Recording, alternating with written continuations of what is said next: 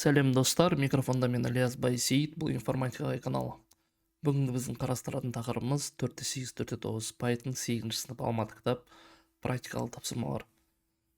Яғни біз осыға дейін өткен for, while, continue, break, else-тың барлығын практика жүзінде қолданатын боламыз. Біздің тапсырманың орындау алгоритмі дейді. Тапсырманы мұқият оқып, шартын түсіну, тапсырманың математикалық моделін жасау, алгоритм блок схема құру, программа құру мен трассировкалау дейді.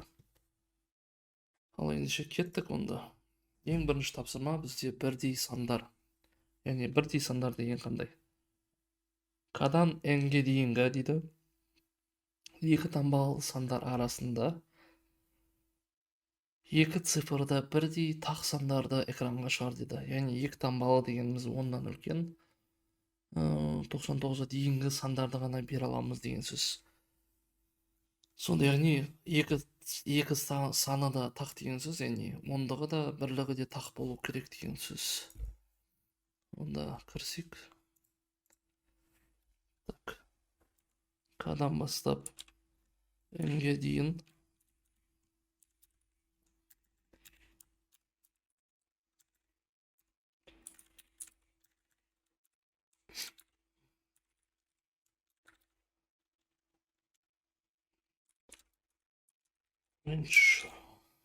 К-дан бастап n плюс 1-ге дейін. Включительно. Енді қараңыздар. Біз ең алдымен ондығын алайық. Ол ондығын алу үшін i-ді бөлеміз 10-ға. Ал бірлігі болса любой санның соңғы цифры, ол бізде i процент 10. Енді любой айнымалы болмайды, яғни процент 10 ең соңғы айнымалысын алады. Енді екі цифрда тақ дегеніміз, егерде a процент 2 тең-тең 1 болатын болса, және b процент 2 тең-тең 1 болатын болса, онда print i дейміз. Так. 4-8, 4-9. Так. 15 пен 32. 15, 17, 19, 31 деген сандар шығу керек нәтижесінде. Екінші есеп, яғни m-нен n-ге дейін 4 таңбалы сандар. 4 таңбалы сандар яғни 999-дан үлкен и 10.000-нан кіші сандар. 4 таңбалы сандардың цифрлар әртүрлі болуы, яғни мыңдығы бірлігіне тең болуы, мыңдығы жүздігіне, жүздігі ондығына, ондығы бірлігіне, яғни любой цифрасы бір-біріне тең болмау керек деген сөз. Ол үшін тура бағанағыдай біз не істеп аламыз? Цифрларын бөліп аламыз. m-нен бастап n-ге дейін болса, m-нен бастап n-ге дейін. x1, x2, x1 бізде болады мыңдығы, x2 болады жүздігі, x3 болады i бөлінген 10%, x4 болады i процент 10. Енді шартты береміз. If x1 тең емес болса x2-ге, енді x1 тең емес болса x3-ге, енді x1 тең емес болса x4-ге, енді x2 тең емес болса x3-ге, енді x2 тең емес болса x4-ге, соңғысы қалды x3 тең болмаса x4-ге. Онда print i дейді.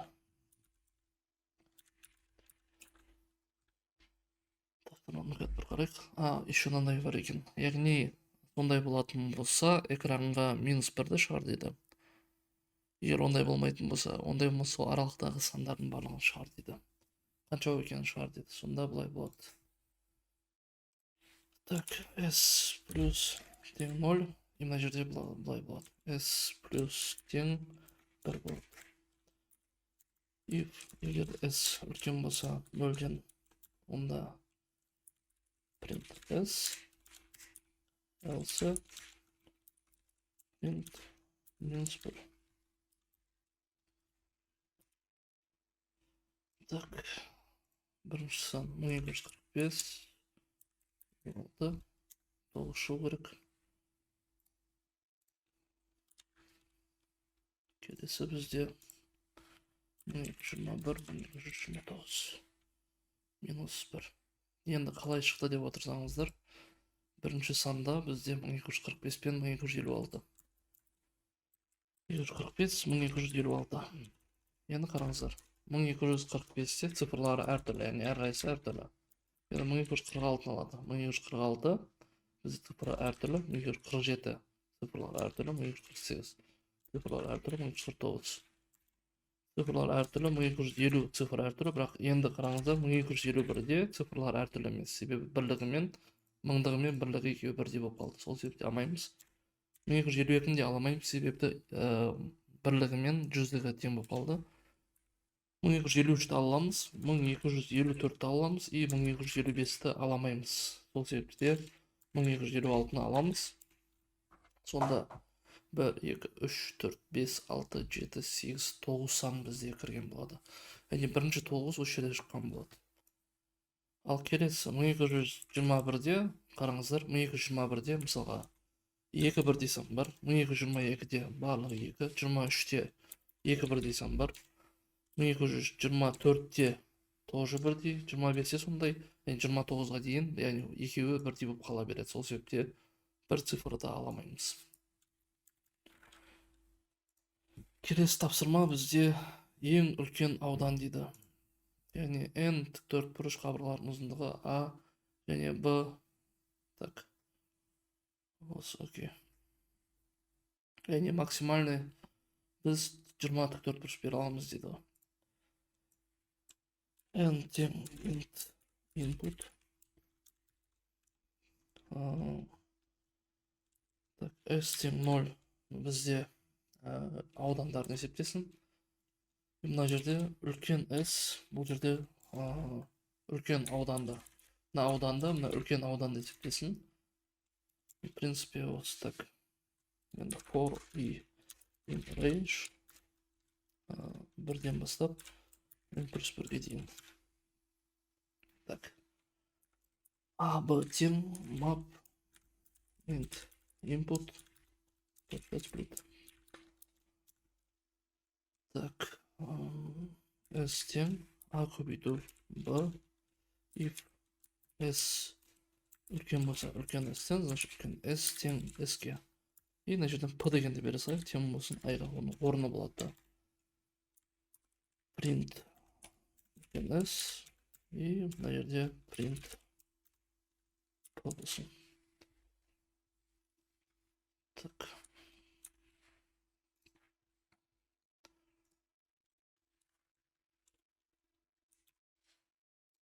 Так, бізде 3 не? 4 пен 3, 6 мен 5, 9 пен 2, 30 пен 2 шығу керек. Яғни арасындағы ең үлкен тауып жатыр. 4 пен 3-те 12 шығады, 6 мен 5-те 30 шығады, 9 пен 2-де 18 шығады. Ең үлкен ауданын бұл жерде екінші орында тұр, соны айтып жатыр. Так, келесі тапсырма бізде. Төртінші тапсырма бұл есеп негізінде біз бұл есепті шығарғанбыз 4-те 2-ші тақырыпта. Егер естеріңізде болмаса, сол тақырыпты көруге кеңес берем. Бұл жерде өте оңай, яғни бізде мынау бізде I, мынау бәрі, мынайынан G болады. Яғни мына жағынан I болса, мына жағынан G болады екен. Так, енді былай жасаймыз. N тең int input for I in range n for G in range n. If I тең болса G-ға print 0. Енді болса print 1.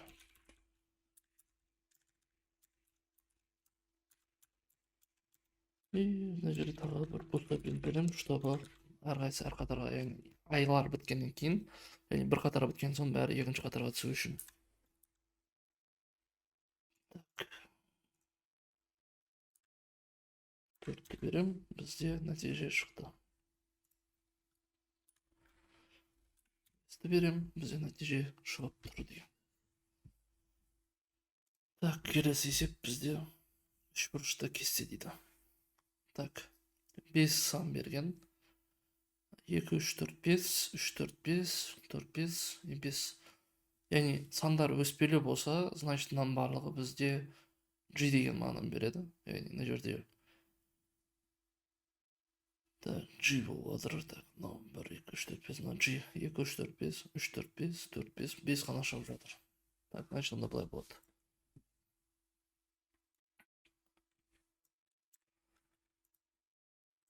Бірден бастап, бір емес, екіден басталады, потому что 2, 3, 4, 5 деп жатыр. 2, 3, 4, 5-тен n плюс 1-ге дейін. Жерден айдан бастап n плюс 1-ге дейін болады сонда. Print G and мына жерде print болады. 2, 3, 4, 5, 3, 4, 5, 4, 5, 5 болады. Келесі тапсырма. 4 цифра дейді. Так. К мен n-ге дейінгі сандардың цифрларының арасында 4 цифрының жалпы кездесу санын тап дейді. Так, 4 цифры. Мына жерде 1 4 рет келеді, 45-те 3 рет 7 болады. Общий сан 21, ондай жоқ болатын болса минус 1-ді беріп шығар дейді. Так, хорошо.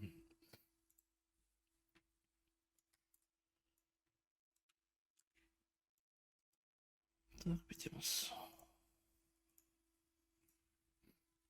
Кадан бастап n-ге дейін. Input. Split. Стим 0.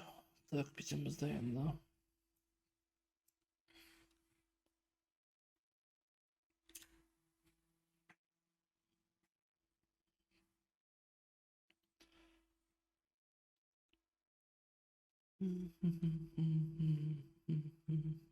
Так, бітеміз онда. Так, ескерту кірісілген циклге else мысалын қолдан дейді. For i in range қадан бастап n плюс 1-ге дейін болсын мысалы. Бізде енді ішіне бір сан береміз. Мысалға x тең болсын. Мысалға осы жерге береміз де x тең болсын i-ға. Енді while x тең емес 0-ге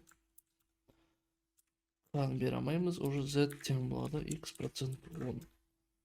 И мына жерде x тең болады x бөлінген 10-ға. Яғни сан цифра мына жерде артқа қайтады.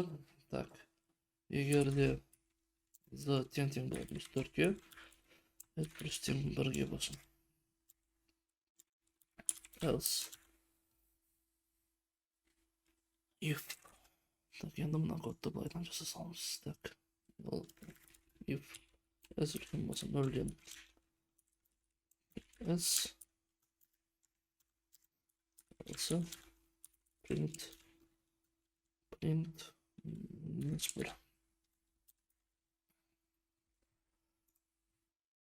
Так, 4444 и 4447 бізде 21.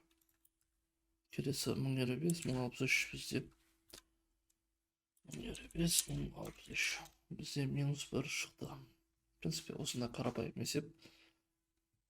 Так, келесі бізде 2 мен 5 цифрдан тұратын сан дейді. Ескерту континент нұсқалығын қолдан дейді. Яғни континент 0 жауабын шығар. Так.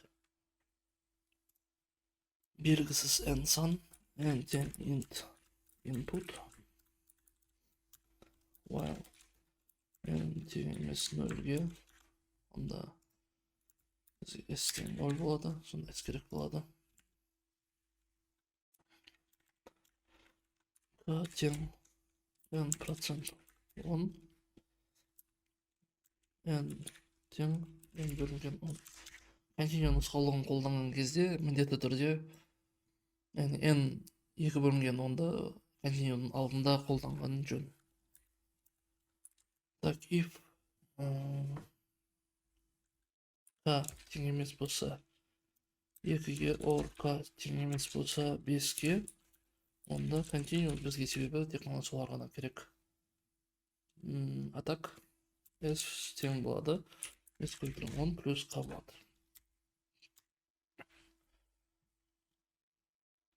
Енді не деген бізге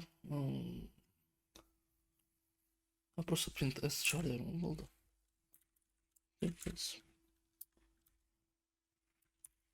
Так, бізде мынауын қаламыз. Так, 42 5 8 бізден 0 шықты. Так,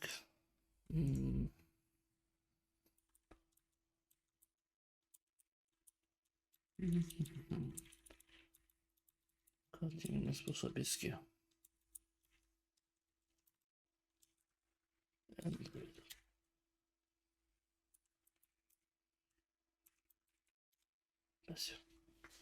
Осындай болады ма? 147.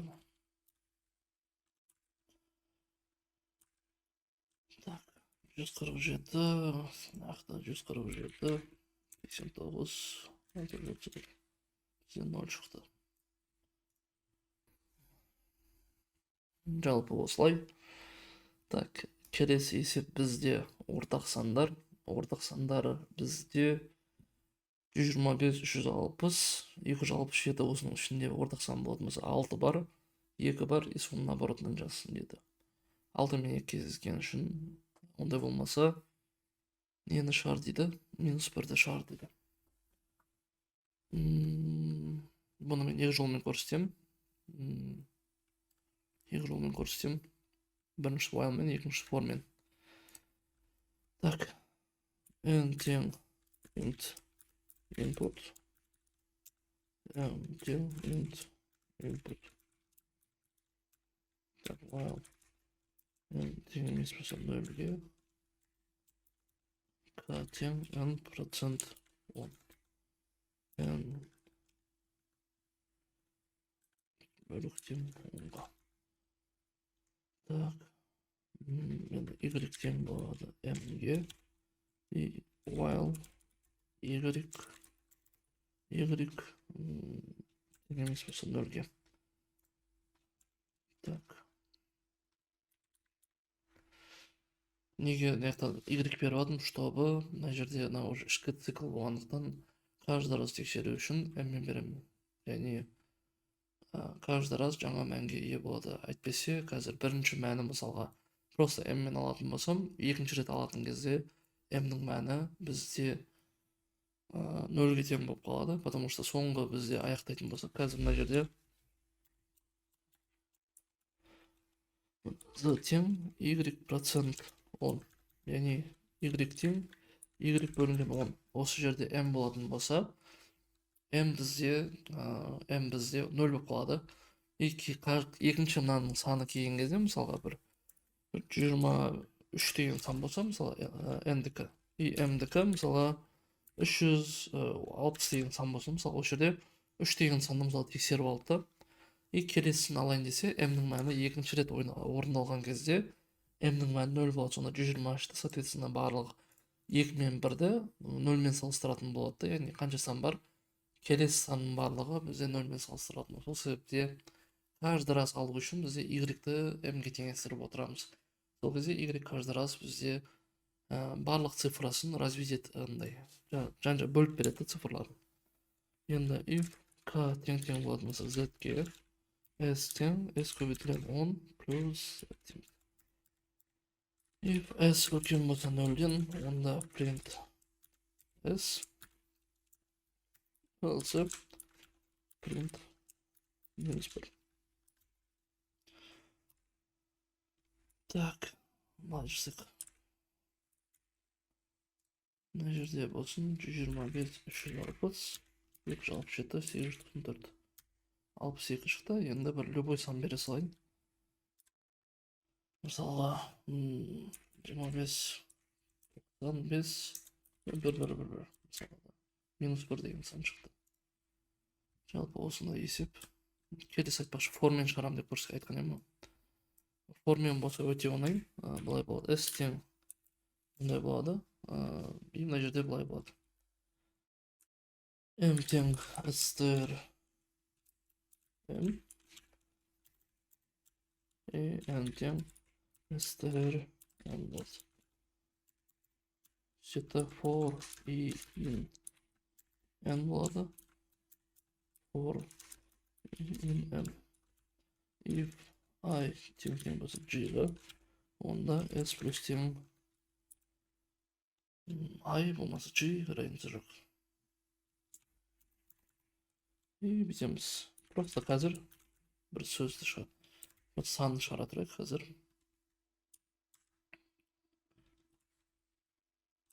Так, былайынан жасайық. Так, 125, 360, 267, 844, 26 деген хотя бы шықты. Это уже хорошо. Значит, бізде бар болғаны біз бітеміз. If мына жерге былай жасаймыз ғой. Else аламыз да. Else негіз қажет емес. If len S-тің ұзындығы үлкен болса 0-ден, онда print S минус 1, else print минус 1. 125, 360, 267, 862 шықты. И бағана 125, 360, и мысалға 999 деген санды бере салайын. Минус 1 деген шықты. Яғни сіздерге формен де, whileмен де шығаруға болатынын көрсетіп тұрмын. Так, келесі есеп бізде палиндром дейді. Так, мына жерге берген санымыз whileмен шығады. Негізінде ең оңай жолы бұның мынандай ғой. Ең қарапайым жолы мынандай да.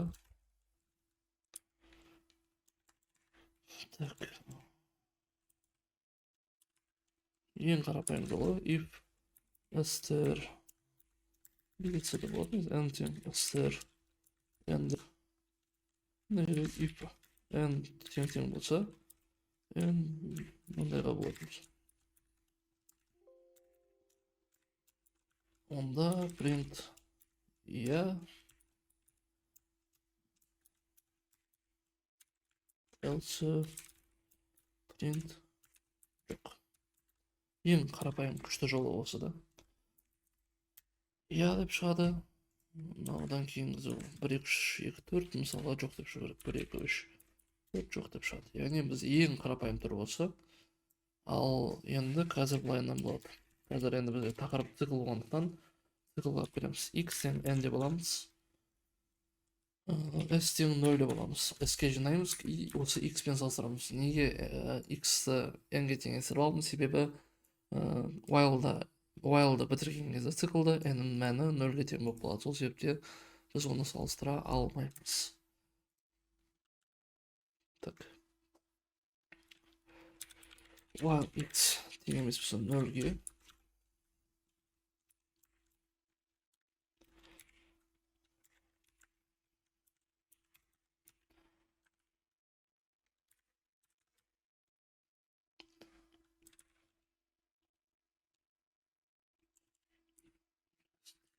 S 10 плюс K-ға үшін. Енді if S тең болатын болса яғни X табадым мен. Дұрыс X бола берсін. N-мен салыстыра саламыз сонда. S тең болатын болса print иә else print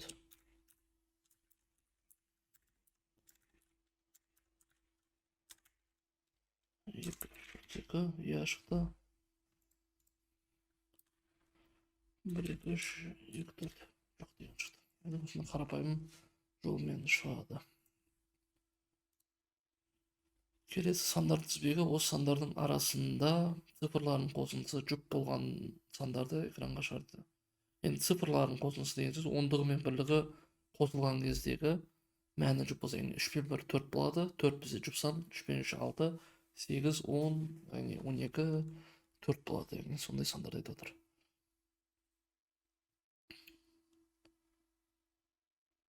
Так, қадан n-ге дейінгі дейді. Так, бізде қазір қарапайым жол шығарсаңшы мен бұл.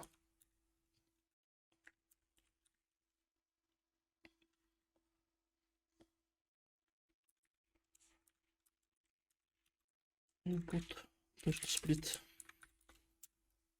Негізінде тура есептегідей болатын болса, өте оңай да, мынағайдан шығады. Range камен n плюс 1 деп қоясың да. А тең, мысалға, i бөлінген 10, b тең i процент 10. Шешесінде if a плюс b, осы бізде процент 2 тең 1 болатын болса, 0 болатын болса, онда print онда тең осылайынан шығады. Не 40, 31, 33, осындай қарапайым жолда. Жалпы осылай. Жалпы бүгінгі тапсырмалар осымен аяқталды. 10 тапсырма болған бары. Назарларыңызға рахмет. Сау болыңыздар. Көріскенше.